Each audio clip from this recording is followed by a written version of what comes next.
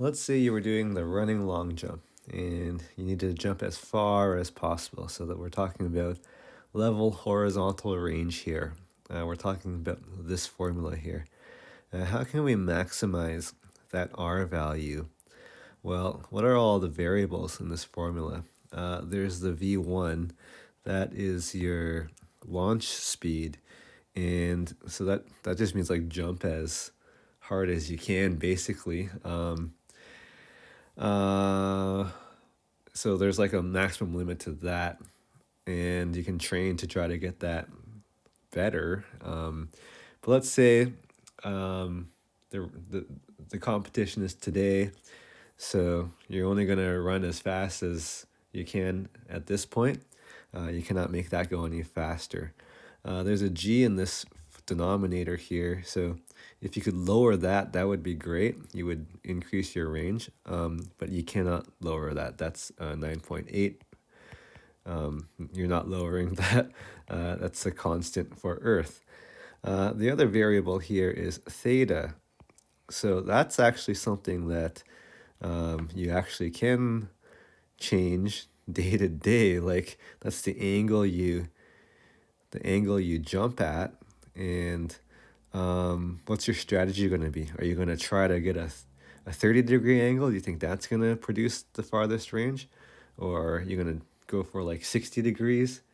Um, well, it turns out that the ideal angle you should try to jump at to get as far as you possibly can would be 45 degrees. That is going to maximize this R value, and that is because of the nature of the sine function. The sine function, you may know from a previous class, it oscillates between -1 and 1. So the maximum value you will ever get out of the sine function is 1. And in order to maximize that, what input are we talking about here? We're talking about 90 degrees. Sine of 90 degrees equals to 1. You will not get a higher value than that. So in the range formula, that's why a 45-degree angle here will maximize this function, because 2 times 45 is 90, and sine of 90 is 1. So the concept here is that the maximum horizontal range will be achieved if you launch it at a 45-degree angle. So the example here, Mohit wants to see if he can throw a stone down the entire length of his street, which is 200 meters. With what speed must Mohit be able to throw the stone in order to be successful? So we're going to assume that Mohit knows that he should throw it at a 45-degree angle, right? And he is in university now. He's done high school physics, so he should know this.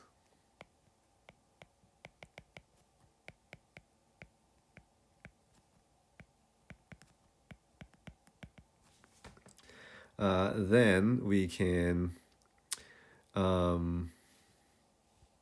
use the range formula with 200 meters in the range. That's his goal range. And we can try to solve for V1 here, which is how fast he needs to be able to throw it. That's what the question asks. With what speed must Mohit be able to throw the stone?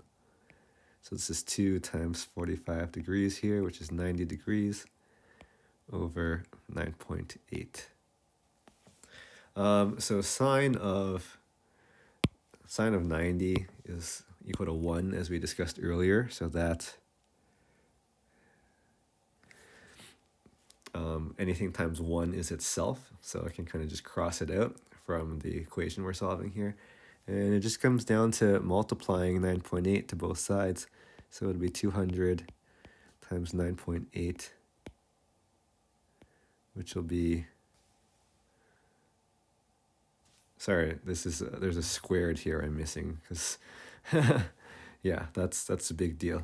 Because this is going to be 1,960. No one's going to throw at 1,960 meters per second. But got a square root both sides here.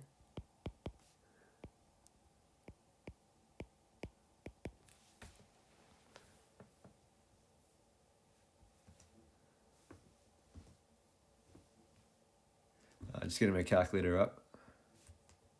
Having trouble with this square root on this calculator. All right, so I'm getting here 44 meters per second. So can Mohit throw at 44 meters per second? It's pretty athletic. Let me just Google here. How fast can a major league pitcher throw? 100 miles an hour. Well, what's that in meters per second? What is 100 miles per hour in meters per second? 45. So, all right, if Mohit can get to Major League Baseball level pitchers, then he might just be able to do this.